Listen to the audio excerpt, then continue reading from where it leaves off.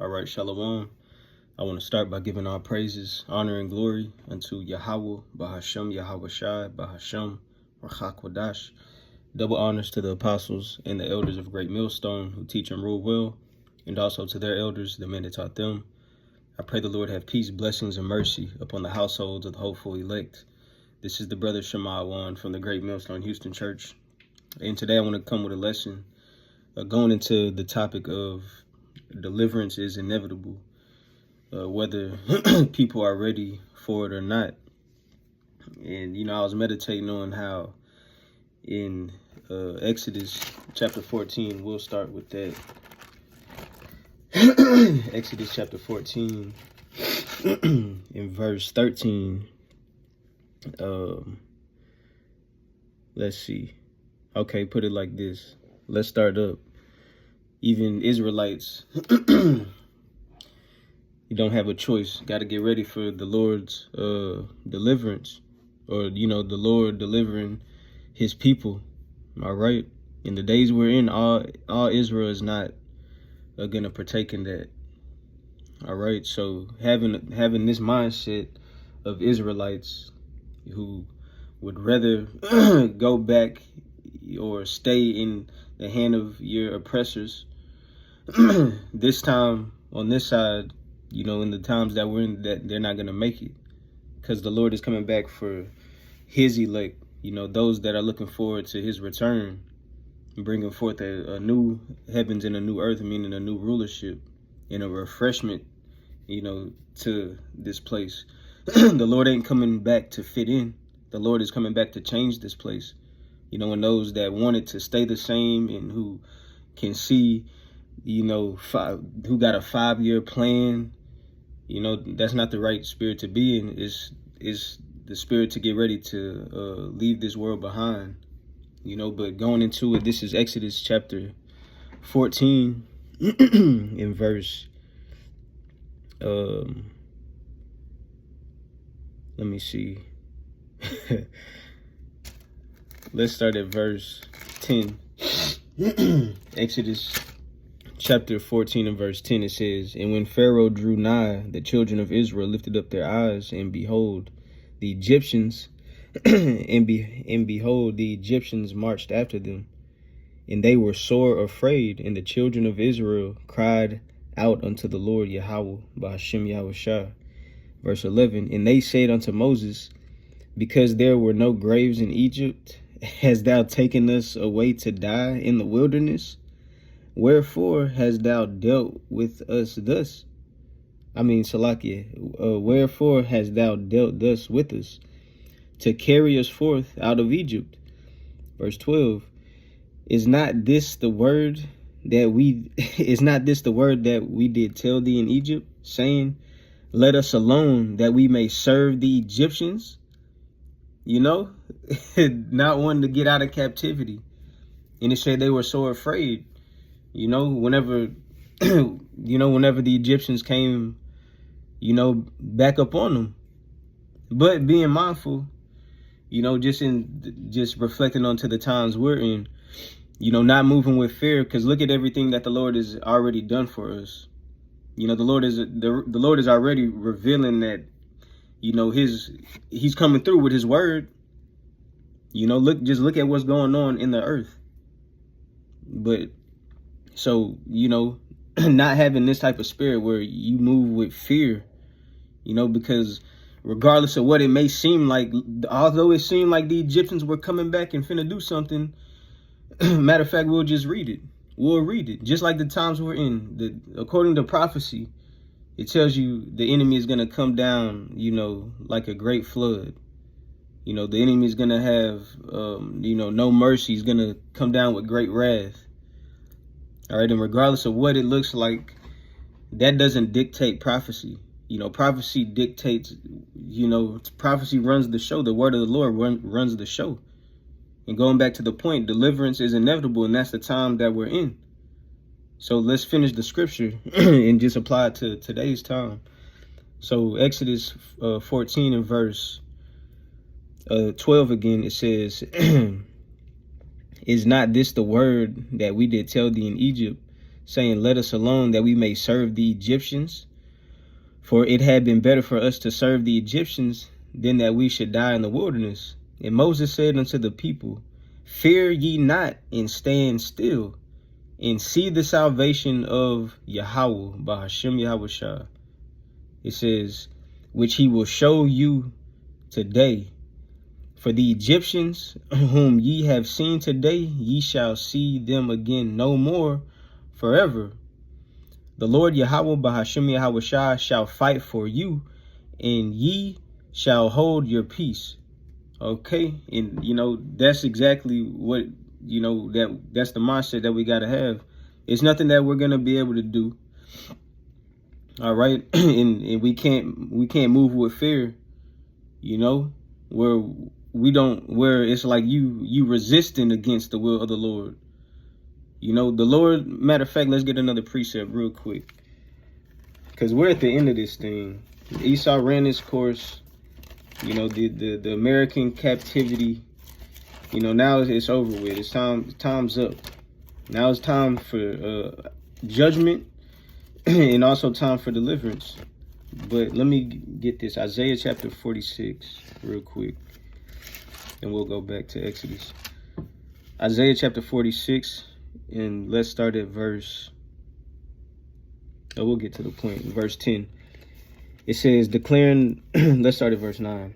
Isaiah 46:9, it says, remember the former things of old, for I am God, all right, Yahweh, Bahashem Yahushua, and there is none else. I am Yahweh Bahashem Yahushua, and there is none like me. There is a difference, with that. Yahweh is the Most High, which is different from Yahushua, all right? But verse 10, it says, declaring the end from the beginning and from ancient times the things that are not yet done, saying, my counsel shall stand, and I will do all my pleasure. So guess what? The will of the Lord is going to happen regardless. And it was said before it takes place, like it says, declaring the end from the beginning. And just making the point, we're literally in the times of the end of Esau's age, as it tells you in 2nd Ezra, the 6th chapter. Let me read it.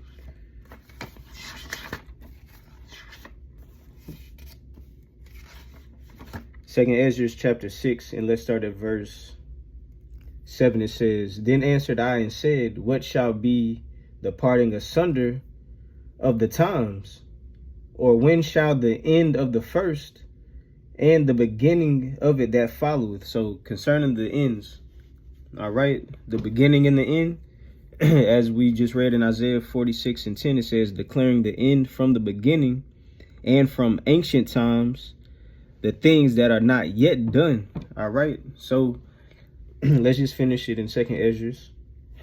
It says, verse 8, and he said unto me, from Abraham unto Isaac, when Jacob and Esau were born of him, Jacob's hand held first the heel of Esau. And these are the two, main characters in the Lord's movie. Okay, the Lord's will consists of the righteous and the wicked. And the main players, or the main characters, are the Israelites and the Edomites. The Israelites are the righteous, and the Edomites are the wicked. All right, and from birth, it was a token or an omen of how it's going to take place in the end. In the end, Esau was going to be the one to be pulled out of power by the Israelites via Yahushua's return, via the times that we're in, where deliverance is inevitable. Esau is about to get stripped out of power, and there's nothing he can do about it, regardless of what it seems like he's about to do. It might seem to people like he's really about to come through and win and do something major, but he's not. All right. And just like we're reading in Exodus, which we'll go back, just using that as an example of what not to do, how the Israelites moved with fear, in its other examples, just thinking about whenever Joshua and Caleb went out spying the land, Israelites had that fearful, weak spirit, whenever the Lord already told them, what was going to happen. So just like the days we're in, prophecy runs the show.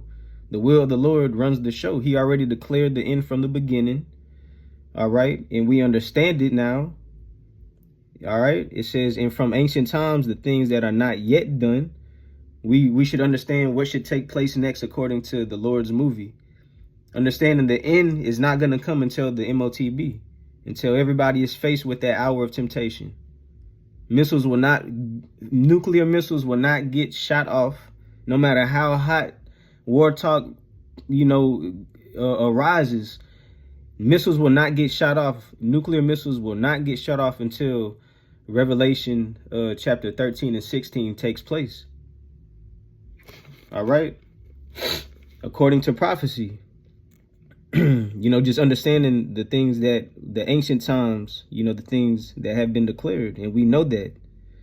And guess what? A part of that is Esau's end. That's something, that has been declared.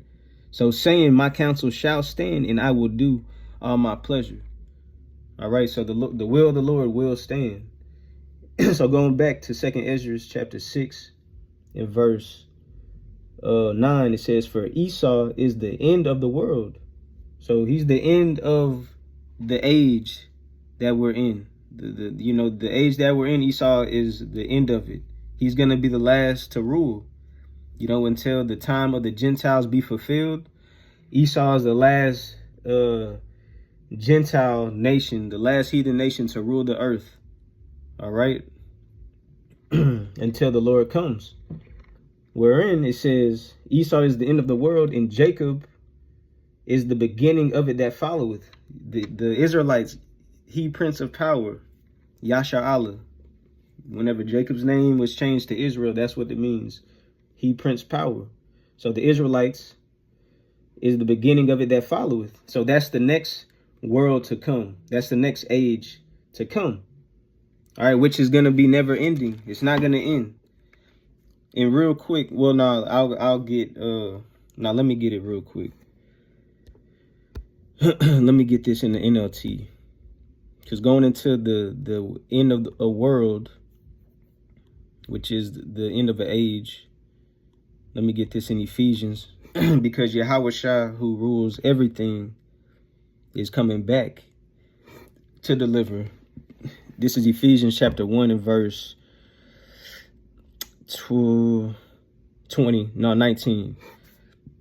It says, I also pray that you will understand the incredible greatness of Yahweh's power for us who believe him.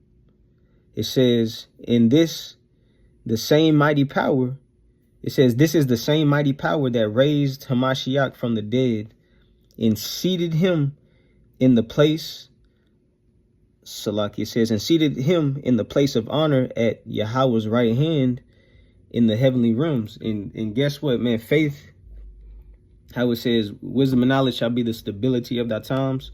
Faith is what is pleasing unto the Lord. That's a gift from the Lord. That's the power of Yahweh Bashim Yahweh Shah that we experience today. Like it tells you in Ephesians 2 and 8. That's a gift that we receive from the Lord, how it said, that we understand the incredible greatness of Yahweh's power for us who believe in him. And we are in very spiritual times, just buckling up and preparing for what we are about to experience, Lord willing. We continue to see, how this thing plays out. But let's get to the point. Verse 20, it says, or verse 21. So going to the point, it says, now he is far above any ruler or authority or power or leader or anything else, not only in this world, but also in the world to come. So going into not only in this age, because if you look up that word world, if you're on the blue letter, it would be aeon or eon, which means age, an uninterrupted time period. So going into the world to come, which is never going to end. And that's the end of Esau. This is the beginning of Jacob, like we just read. Not only in this world, but also in the world to come. It says, Yahweh, Bahashim Yahweh Shai, has put all things under the authority of Hamashiach and has made him head over all things for the benefit of the church. Yeah, of the faithful, those who have faith, you know, and it's all through the spirit and power of Yahweh Bahashim Yahweh Shai. That's a mighty work, you know, and there's nothing that nobody could do about that. Like it tells you, none can be plucked out of the Lord's hands. Those that are faithful, that was created, you know, with us in the womb, Lord willing, we are part of that number, enduring until the end. But it says, verse 23, and the church is his body. It is made full and complete by Hamashiach and fills all things everywhere with himself. And that's a separation. You know, that's not everybody included. But all Israelites will be benefited, you know, in the kingdom from Yahweh Shai's sacrifice, who the Lord did raise up, like we read in verse 20. But let's go back to Exodus. Hold on. Exodus chapter 14 and verse let me see.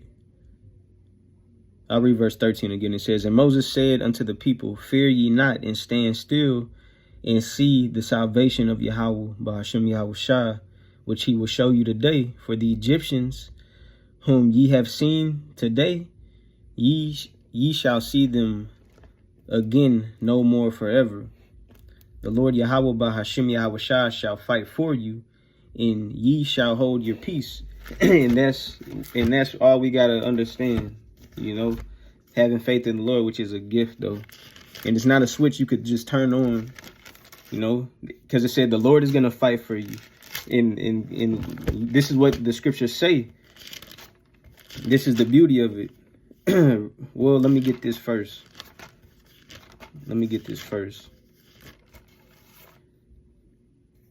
Hold up. Let me get it in the GNT. 2 Ezra 13 and 23.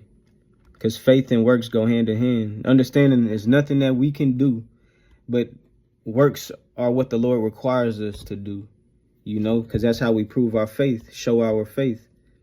Let me read this. 2 Ezra chapter 13 and verse 23 in the GNT. It says, the one who brings the dangers in those days will also protect from danger. All right, going into the perilous times, you know, being in the days that are going to be different from every other time, from any other time, a very dangerous and evil time. All right. So it says, so the one who brings the dangers in those days will also protect from danger. So the Lord is the one bringing the danger, you know, understanding that. It tells you in Isaiah, hold on. Because people think, man, the devil. No, it's the Lord. It's time for judgment. You know, people think everything is supposed to be all good and gravy. No, look at the wicked and the evil works that have been going on for so long. Now the Lord is judging this place. No, this is the Lord's doing. But real quick, this is Isaiah chapter 45 and verse 7. It says, I form the light and create darkness. I make peace and create evil. I, the Lord, Yahweh Bahashim Yahweh Shai, do all these things. So going back to 2 Ezra 13 and 23. So guess who's the one bringing these dangers? The Lord, Yahweh Bahashim Yahweh Shai. So it says the one who brings the dangers in those days will also protect from danger. So it's in the hands of the Lord. All right. But let's see who the Lord is going to protect from danger. It says the people who have stored up good works and faithfulness with Yahweh Bahashim Yahweh Shai, the Almighty One. So good works, not just casting the ways of the Lord behind you, you know, really acknowledging the ways of the Lord and what's pleasing unto him and applying it to the best of your ability, you know, and also having faith, you know, being faithful, you know, to his word. All right. And how do we show that? Through our actions. You know, the scriptures tell you if you love the Lord, you keep his commandments. You know, that's something to be acknowledged in understanding we're not perfect. And we have a mediator to, you know, to be there for us if we strive for the truth. you know, and give diligence, which is a good effort. You know, we have Yahweh Shah there. But going back to, let me get this. This is what I wanted, Revelation chapter 3 and 10. Because works and faith go hand in hand, and this is who the Lord is going to keep, all right, and protect.